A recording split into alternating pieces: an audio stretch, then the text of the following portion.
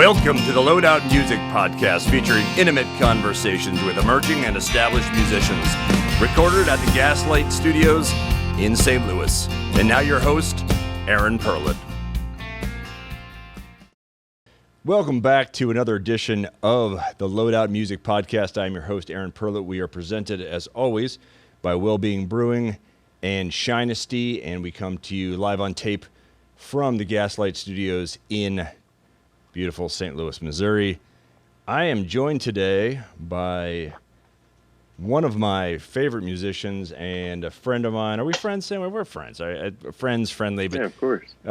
Sam Morrow, who I've known for a couple years now and is a really remarkable talent. And, I think when you and I first spoke, I told you I first heard you like 2-3 years ago. I think it was on Sirius XM Outlaw Country or something like that. And I remember I immediately had reached out to you, and you were in Sweden, I think, on a tour. This is pre-COVID days, obviously. Yeah. But anyway, Sam. No, this was during COVID, actually. Yeah. But appreciate you being on the show. They had COVID in Sweden then. Appreciate you being on the show. I know we tried to do this one other time, but we had some audio issues. So it's I'm thrilled that we could finally make this work. How are you? How you doing? I'm good, man. I'm just doing the deal. Life's starting to normalize a little bit since the last time we talked, and yeah, man, I'm just ready to. We were just talking about playing shows, and I'm ready for that to start happening. Yeah, I think every musician that relies on playing music to feed themselves and just to nourish their spirits is eager to get in front of audiences, because there's something about playing in front of a live audience that can't be replicated by playing in your basement. I was not a fan of any of the live stream things or anything. I did a few of those throughout COVID and just absolutely hated it, so I stopped doing them. Some people like them. Some of my friends were doing them once a week and stuff. More power to you, but not me. So I'm excited to just get in front of a crowd. Yeah, get some people screaming. Just a big blob of COVID. Get everyone together and. No, I was just saying I get my second vaccine too on the 2nd, so. Yeah, let's get back out there and play some shows. Yeah.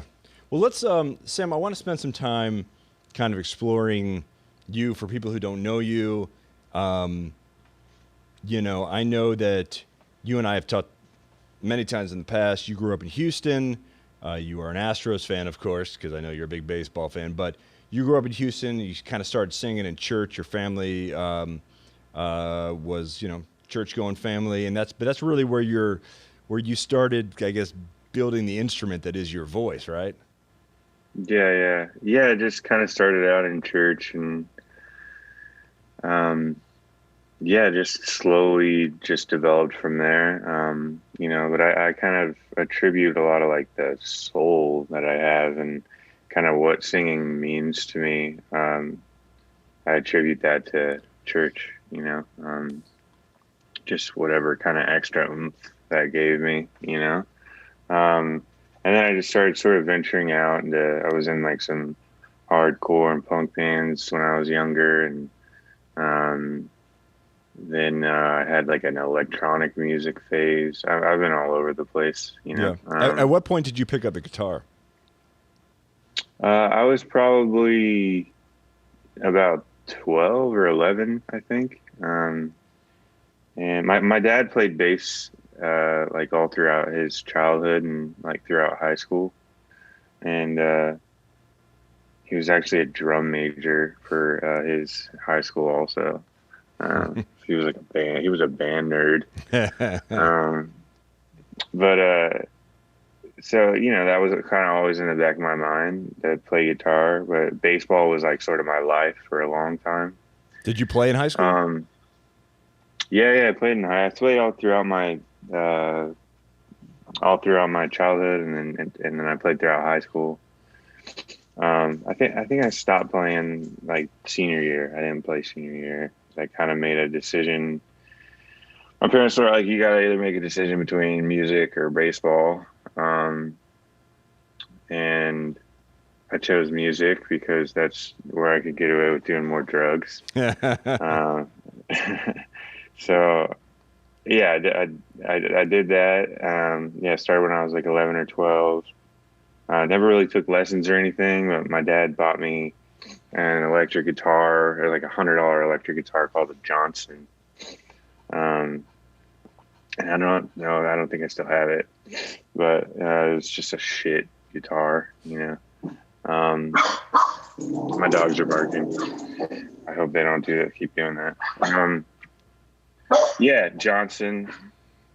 Yeah, and then from there we kind of I didn't never really took any lessons or anything like that.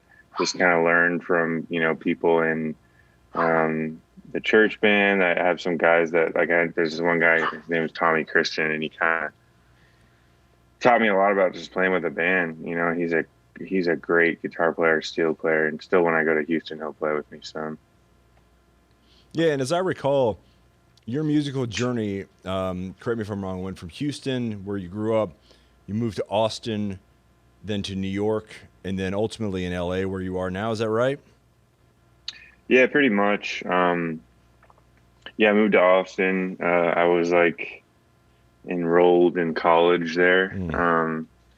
Didn't really go to many of the classes or anything, but it was just like a way for my parents to help me out with rent, if I was going to college, and kind of got a little wayward there and that point in my life, and didn't really have much purpose. And then I moved in with a girlfriend in New York City who were dating long distance for a long time, and New York City kind of chewed me up and spit me out a little bit. I wasn't really ready for all that stuff up there, and then yeah, that all ended, and I moved out to California and kind of cleaned up my life a bit, and yeah, now we're here. Just kind of been making records and chipping away at it ever since. So, was it in, you kind of joked about it earlier, but you and I have discussed this in the past about, uh, there was a point in your life where your drug use became a really bad problem. I believe that was when you were living in New York, when it became Yeah. a real bad problem for you. Talk about that period of your life, because I know it was kind of it's some of it's been instrumental in shaping even the lyrics to some of your records these days. But talk about that a Yeah. little bit. Yeah, well, I started my drug use at a pretty young age, like 15 or around there, and yeah, it just got progressively worse. So even when I was in Austin, I was doing a lot of experimenting and stuff, and experimenting, um, and actually, what made it so bad when I moved to New York is I I had known that I needed to stop. Um, I had known that I was basically an opiate slash heroin addict. I had known that I needed to stop, and so in my mind I was like, I'm gonna stop doing this when I moved to New York. It's a new place. I'm gonna be with my girlfriend, and she didn't really know the extent of my usage. Um, so I tried to move up there and stop, which it doesn't really work. Didn't really work for me to just cold turkey it. Um, and it was just a reality check, being in New York City, that I was kind of in deeper than I thought, and I was in some trouble. Um, but I'm lucky that my parents helped me out, and um, got me into a rehab, and yeah, the rest is history. Yeah. Did it take leaving New York for California and going to rehab? Was that the point where you finally started to get your shit together and clean up, or was it had you already gone to California at that point? No, no, I went to California specifically to go to rehab, and then I Mm. just sort of stayed out here. Um, yeah, my parents just I had gone to some other like I went to like this rehab in New York City, and I had gone to some other like outpatient, rehabs and stuff. But this was like the serious. This was like the big one, Um, and yeah, it just sort of clicked. I was there for 99 days, and in the Palm Springs desert uh, during like June, July, and August. So it was like really fucking hot, like 115 degrees every day. Uh, like an oven too. They say that dry heat is different, I but was going to ask you, is there some asshole there saying, but it's a dry heat, so it's a lot yeah, better? like dude, it's 115 is It's still 115, freaking hot. asshole. Yeah. Yeah. I mean, I'm from Houston, and the heat, it's opposite. The humidity is crazy. Yeah. But they both suck. Like, stop arguing that one's better than the other. They both suck. Um, but yeah, I kind of lost my train of thought. But yeah, we were in Palm Springs. I was there for 99 days, and yeah, it took me like a little bit. It took me honestly like 30 days to figure out like, oh man, my life needs to change a lot.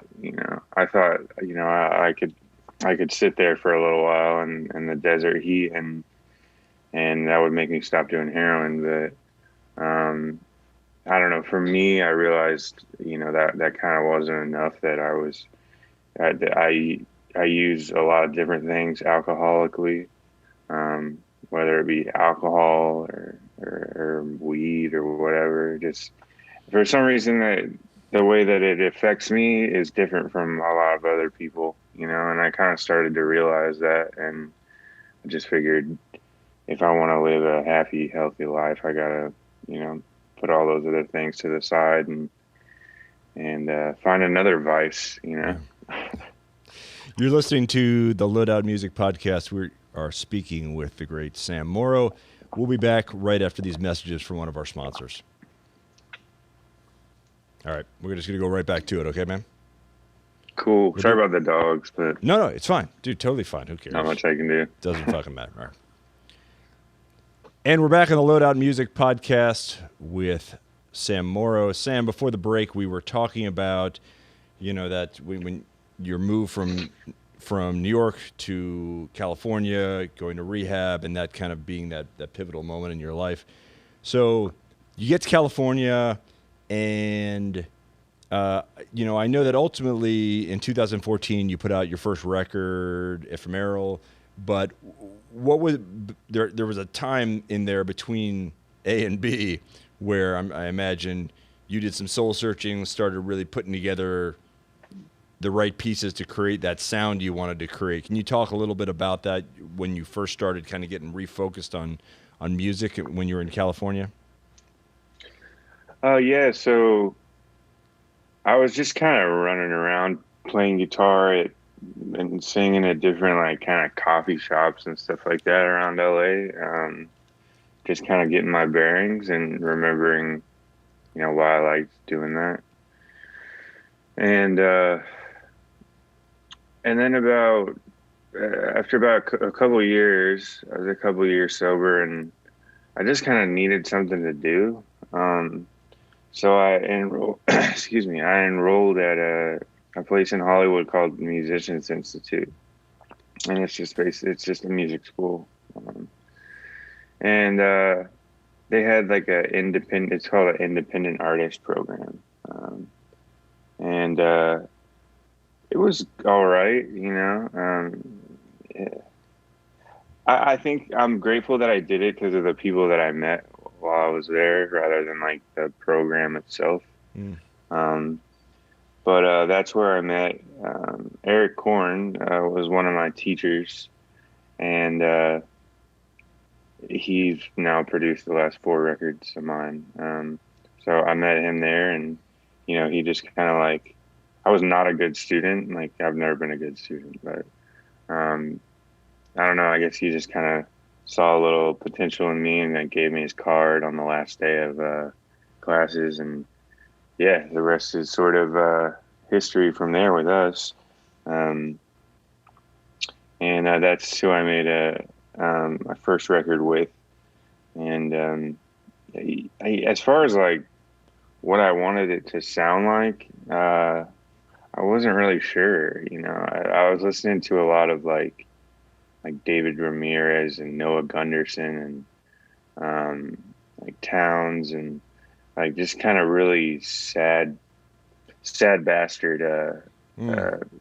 kind of folky songwriting at the time, and being like 2 years sober, like everything you're like kind of feeling for the first time in a long time, like you're feeling all these weird feelings. Yeah. And so I wanted to talk about that, so it's kind of that kind of record. It's kind of like a lot of strings and sadness and weirdness, and yeah, so that's kind of where that record came from. Yeah. Well, and I can certainly understand that. I mean, having being 2.5 years sober now myself, Oh, congrats, man. during that period, you kind of go through and you're like, you do a lot of self-examination, and it helps you think through some things that you probably in the past weren't prepared to think through in Yeah. at a certain depth that you weren't previously able to get to. Right. Yeah. So I Yeah, and it's just like feeling all that stuff, you can't like turn to like, oh, I don't want to feel like that, so I'm just gonna, have a drink. yeah You don't have that sort of vice, so you just have to sit there with it. Bullshit. yeah You know? yeah. So 2014 first album, and then you follow it up pretty quickly in 2015 with There Is No Map, which is it's kind of a concept album to a degree. I mean, it's got a couple of my absolute favorite songs by you, Train Robber, Deaf Conductor, and Girls. But I mean, do you think of it as a concept album? It's kind of like this Western railroad kind of, or maybe it's not. Maybe, it just got, Yeah, I think it just turned into that. Like, yeah, that wasn't like the absolute intention going in, but like kind of looking back on it, and part of the reason that like, so the last song on the record is There Is No Map, and I wrote that song basically after the whole record was done. Um, we had recorded everything else, yeah, and I think even sort of like ordered it, um, song order, whatever that I'm having a brain fart with what that word is, but we had put the record in order, and I was like, I feel like we kind of need something to, woof, woof. I feel like Yeah, I feel like we kind of need something to like congeal it all. yeah. Hey, shut up! Oh, we will eat those dogs. You tell them that I said that. Yeah. Uh, yeah, we kind of needed something to just like congeal it, Yeah, and that's when I wrote "There's No Map," and yeah, it just kind of like tied the whole record together. But initially, no, it wasn't really a concept thing. It was just kind of, I don't know. Sometimes I was just writing about what was going on with me, and that's the concept. yeah. I know when I Sometimes that all write, just sort of fits together. I know when I've written lyrics, I found things that it's what I'm into that day or what strikes me that day. Like I Yeah. might like I heard a Loretta Lynn song once on the radio, and it was all about late night booty calls, and Hey. it reminded me of my drinking and late night booty calls, and having grown up hearing that song. And so I wrote a piece about it, and it'd be funny if I had to take, a collection of songs and put them together, because I'd have to find some way to group them, I guess, and make some semblance of a sense of them. Who knows? So 2018, then you come out with Concrete Mud, which really, to me at least, is kind of it marks a definite change stylistically, because 2015 definitely had that kind of rambling, kind of southern rock feel to it, but Concrete Mud had, I mean, it was more like a hybrid rock funk album. I mean, it has a lot of funk and soul that's intertwined. I mean, how much I love the song Quick Fix. I've told you that dozens and dozens of times, but I mean, it definitely was a different stage for you musically. Would you agree? Yeah, no, definitely. Yeah, I think it's a couple things. I think we did quite a bit of touring around There Is No Map. Not as much as we did behind Concrete and Mud, but and also I don't know. I think I just got like sort of like re-interested in like diving into older music Yeah. during that time, and a lot of that has to do with my drummer Matt Tecu, Who who's you actually called? a St. Did you Louis refer to boy. him as your geisha or something like that? Your musical. What was the term you used on him? Like you said, he's almost like your musical Yeah, spiritual guide to a degree. well, yeah, I think I said geisha at one point, but then like he liked it too much, so I'm trying not to say it. You don't want to You know, make him feel too good about I don't, himself. yeah, exactly. But Yeah. yeah, he's from St. Louis too, actually, but he's about twice my age. So he's probably then my age and really broken and gross. So I get you. Yeah, but he's yeah, but you know, just being in the van, and I was actually supposed to go. I need to text him back. I was supposed to go to his house today. Just being in the van, and you know, him showing me music, me showing him music, and then me just kind of connecting the dots. Like, oh, these people. Oh, I really like how they sound. Who did they listen to? Um, you know, and just sort of taking it from there, and just sort of like doing research, I guess is what I call it. And then like letting that inform my sound, and also not being scared of just stealing from people, you Yeah. know. Like there's things that are just public domain, you know. Stealing grooves or um, stealing, you know, certain sounds and stuff, and then mixing those together, stealing from here, stealing from there, and mixing it together, you know, and trying to make something new of it. Because everything's been done pretty much, man. You Yeah. know, Yeah. music's been around for a long time. Um, Well, and so and I know you never like to hear your music compared to other people's music, or sometimes you do when you're flattered by it. But I know I've told you this in the past. That Concrete and Mud record has a decidedly old school Little Feat kind of feel to it, like before Lowell George passed away, yeah, which to me is about as good a compliment as you can get.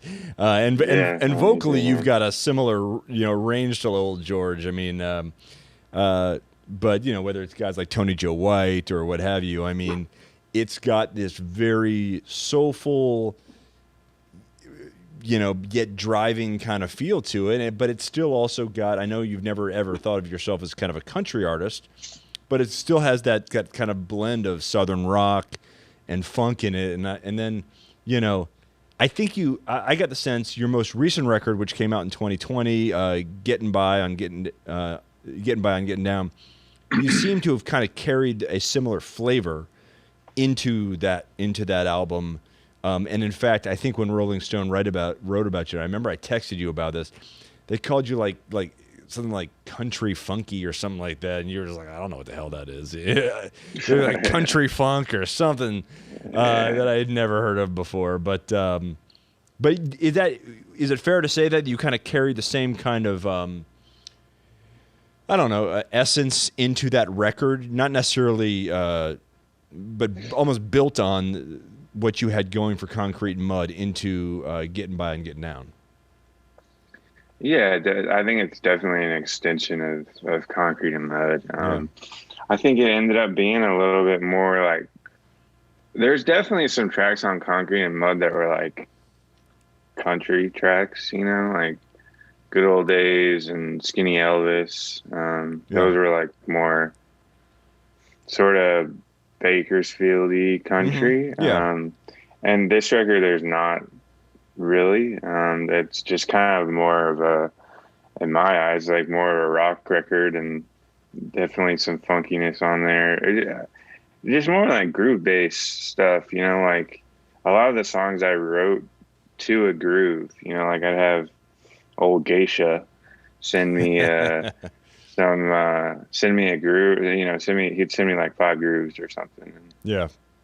Um and I would just like write to those grooves, because I was like, oh, I like that groove. I'm gonna start there, and I suggest anyone doing that. Honestly, anyone that writes songs, I suggest any way that you can try and change up the process from like what you normally do, whether it's sitting next to the piano, or if you sit next to the piano, try a guitar. If you play guitar while you write, try piano. If you do both, try to get your geisha drummer to sing you drum loops. Yeah, just try and switch it up. It really helps. Yeah, and on that song, I mean, on that record, it's a nice dichotomy of music in that, like, let's take Rosarita, which is the song you kind of released first off that record. It's kind of a rock song that's got some funk grooves to it, but then you listen to a song like Sit Crooked, which is really kind of leads with that kind of cool, smooth kind of groove. It's Yeah. it's a much they're, but you can also get the sense that they're from the same record, even though they're very different songs. Yeah.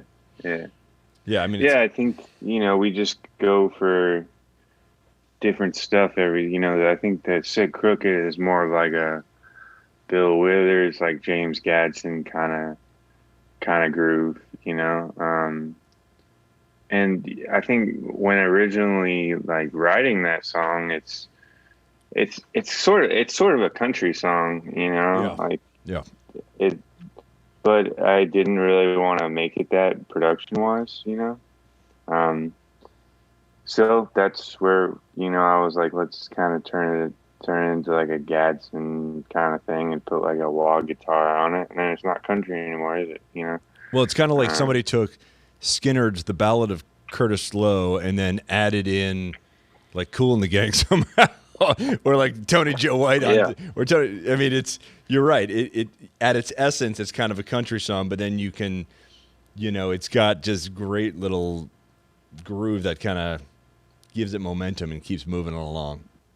yeah, just kind of makes it a little bit more unique, I guess. There's nothing wrong with a country song. I love country songs, but for me, it's I don't know. I get bored, man. I just get bored if I'm making 10 country songs, and just doing it very straightforward. And more power to you if that's what you do. But for me, like I get bored, and I'm this record that I just put out, Getting By on Getting Down, is probably not going to sound like the next one. Mm. And that might be a selfish thing. But I don't know, get on the train or get off, basically. But well, do you think though when you're writing a song, like so when I write a song, like first what I do is I just sit around and write lyrics. I've always been a writer, and then I've got them Yeah, sitting there. So if I happen to be screwing around on a guitar and I write something I like, then I'll go try to find a set of lyrics that I've got that seem to fit that essence. And I don't really know maybe what that song is going to be until well after it's done and we've added in the different instrumentation and I get a full sense of, oh, now I know what the song is. Do you find you yeah. work in a similar way, or do you go into it with purpose saying, I'm going to write a rock song, I'm going to write, this is going to be a funk song, like, or is there no Well, formula, whatever? uh, it just depends. I think I do a little bit of everything. Like, if Matt sends me a groove that's like a funk groove, Yeah. then like it's gonna be a funk song. Or if I'm just, sometimes I'll write songs where I start with a lyric, and sometimes I write when I start with like a lick on the guitar. Sometimes I'll start with a melody. I'm just like a very undisciplined and sort of spontaneous writer, I think. So there's a couple times where I've like been in the shower and I've like, Just like, got out and gotten my phone and like sang something to it and put it back, or like a lot occurs to me sort of while I'm driving in the car, yeah. whether it's like a lyric or some sort of melody or something. I just put it down on voice memos or notes or whatever, and then I'll come back and revisit it later. But then there's also songs that like Quick Fix was supposed to be like a when I initially wrote it, it was like really like Waylon-y, you know. It was like the sort of do do like the 1/4 kind of walk thing, and then we got in the studio and we all were not feeling it. So that's when we went with like more of like a Cripple Creek kind of thing, you know, or like Dixie Chicken sort of. Yeah. Yeah, I think actually the band's Cripple Creek is a great analogy for that song. They don't those guys don't get enough credit. They don't get enough credit, period, for how influential and how phenomenal they were. But they also, I don't think, get enough credit for the unique nature of the music they made. The band was just amazing. I didn't really get like really deep into the band till just like a few years ago. I mean, I knew like their hits, you know. I knew Cripple Creek and Ophelia and stuff, but yeah, like, if you haven't watched The Last Waltz, I highly recommend it to anyone listening that hasn't watched it. Oh, it's so much fun to watch that. If you're like an Americana music fan, you gotta know about the band. You know, they influenced pretty much everything in that whole genre. You know, they were like the original Americana. Yeah. We are talking to Sam Morrow on the Loadout Music Podcast, and we're going to take a quick break, last break, and then we will come back and wrap up with Sam. Hey, this is Aaron Perlett, and for those who have been listening, know that Well-Being Brewing is pretty much my favorite drink in the world because I quit drinking alcohol a couple of years ago and discovered Well-Being, and it really has been my salvation. I am fortunate to be joined by Jeff Stevens, who is the founder and CEO of Well-Being. Jeff, first of all, thank you so much for being a partner with the Loadout, and tell us about this. Is such a unique non-alcoholic beer because it actually tastes like great beer. Yeah, well, thank you for saying that because that's the most important thing for us. We invested a lot of money into figuring out how to make great non-alcoholic craft beer, and that was something that I was really interested in.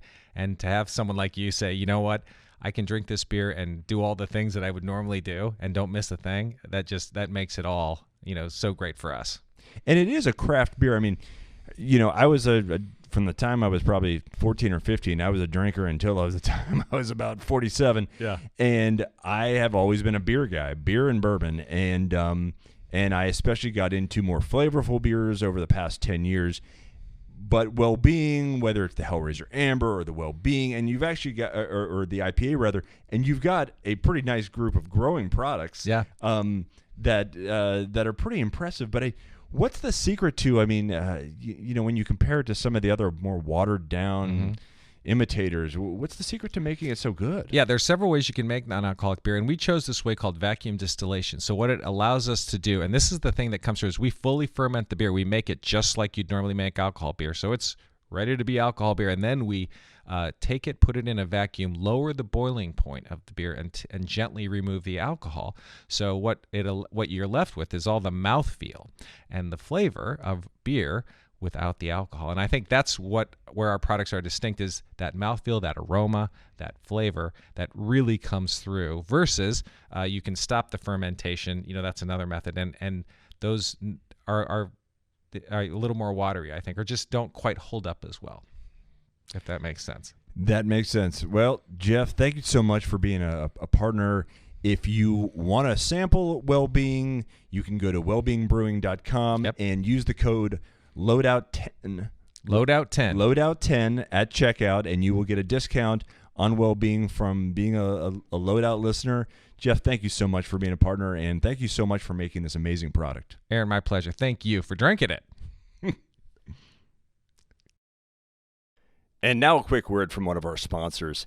Have you ever wanted a tightly wrapped American flag around your waist with a giant bald eagle face placed squarely on your junk?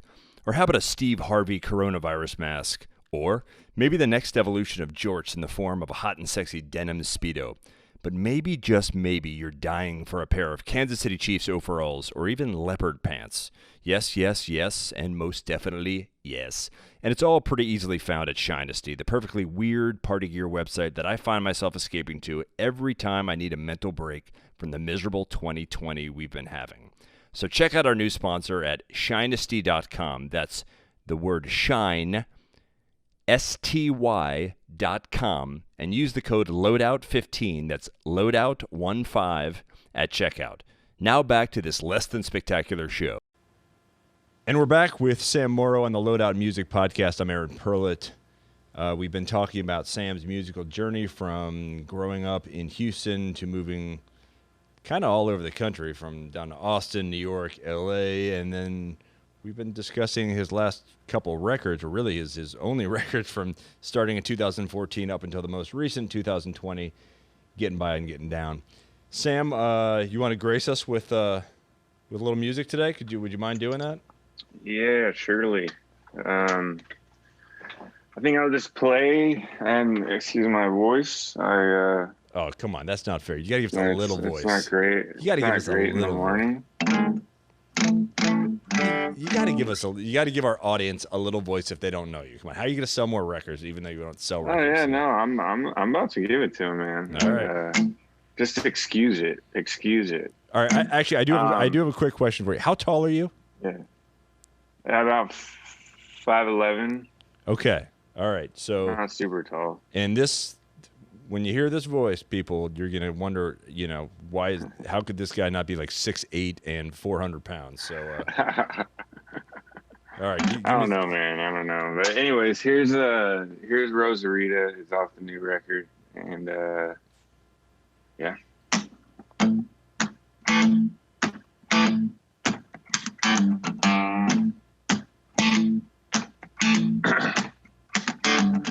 Looking in the mirror, yeah, I look like a wreck. That woman ran around and left me for dead. And told me stories and filled me up with life. Damn, she looked good in that polyethylene disguise. And now I'm living on cold pizza.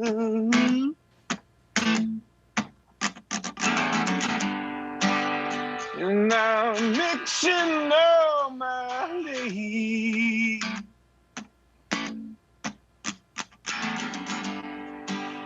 She's an hour from my doorstep. Yeah, Rosarita, ain't nothing sweeter, but she only brings me rain.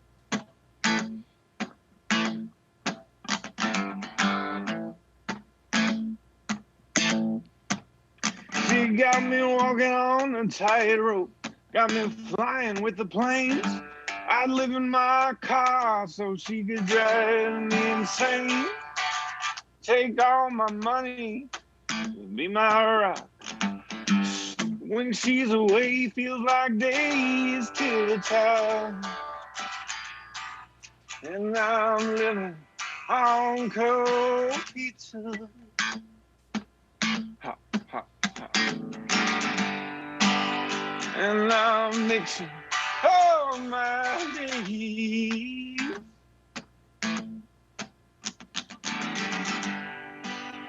She's an hour from my doorstep. Yeah, Rosarita, ain't nothing sweeter, but she only brings me rain.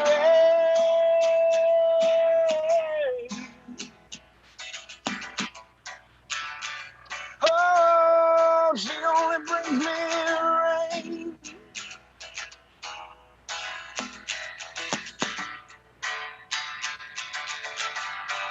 She only brings me rain.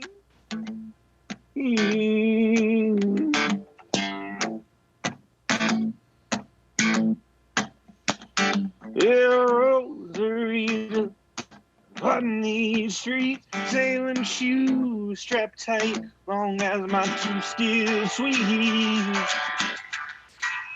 And now I'm living on cold pizza.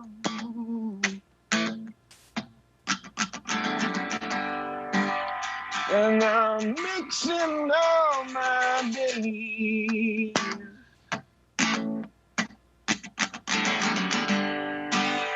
She's an hour from my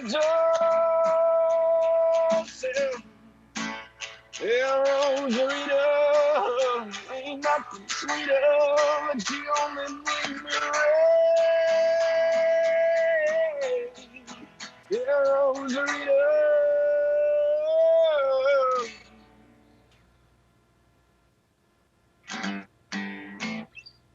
All right. Sam Morrow. Sam. Dude, that sounds great. See, you know, just because you're up early in the morning, come on. That still sounds pretty damn good. All right, Sam. And again, that was Rosarita from Getting By on Getting Down, which you can find on any music service. So we're coming off COVID now. People are I mean, bars, restaurants, music venues, festivals, the shit's starting to open back up again. What's the plan? I mean, are you starting to book shows out? Are you looking over the next year? What's happening? Tell us where, I mean, are people going to be able to see you somewhere? Yeah, actually, I just signed with a new agency called True Grit. And so, yeah, we're booking shows. It's a little late to the game with signing with them. Like, we just kind of started working together like a month ago. So it may not see me till like June or July. Yeah. Something like that. And then we plan to, you know, start out in Texas, and then we were kind of planning yesterday a sort of Northeast and hopefully like Midwesty. Midwesty. I like Midwesty. Midwesty run. You know what I'm talking so maybe some STL there. But even, you know, like Oklahoma, Nashville, you know, those. Yeah, all that stuff, man. I think we'll do Texas first, since that's where I'm from, and that's also where my agent is. Yeah. So yeah, I'm excited to sort of start working with them and get the ball rolling, man. Awesome, man. Start traveling across the country to play a show for 25 people. Yeah, there's nothing better. Have you started writing new stuff yet, or are you still kind of just chilling with what you put out last year? Yeah, I have started. To be honest, I didn't really like write much during COVID. You know, people, everyone's saying like, oh, there's going to be so much like good art to come from COVID. Like, oh, you must be writing a fucking opus, this and that. I'm like, no, not really. I'm just like coping, you know? Yeah. I'm just like trying to keep my sanity here, you know? COVID was weird, man. It was a really weird, traumatic thing. Yeah. You know? So yeah, I'm starting to write a little bit more, and that's where I was supposed to actually go to Matt's today, which I got to text him back, tell him I'm not coming. Well, he's got to send you some grooves. Tomorrow. He's got to send you some grooves, you know. Maybe tomorrow. Yeah, I'm bad with texting people back. You probably know that. I know that. Yes, really you take your time. You take your sweet ass time. Yeah, I'm an asshole, man. All right, Sam Morrow. It has been an absolute honor and privilege. Glad we could finally make this happen. Website, likewise. SamMorrowMusic.com, or is it SamMorrow.com? Yeah. Sam Morrow Music. Sam Morrow is I think a soccer player. He took all my shit. Which means he's worthless because soccer sucks. So exactly. SamMorrowMusic.com. Sam Morrow, thanks for being on the Loadout again. All right, man. Yeah, no, I really appreciate it. I'm a big fan of you, and yeah, that's all I'm gonna say. Just leave it there. Hey folks, if you made it this far, and judging by our numbers you haven't, thanks for listening to the Loadout Music Podcast. You can always find us at loadoutmusic.com and wherever you like to get your podcasts like iTunes or SoundCloud. And of course, as always, thanks to Gaslight Studios for hosting us. Have a good one.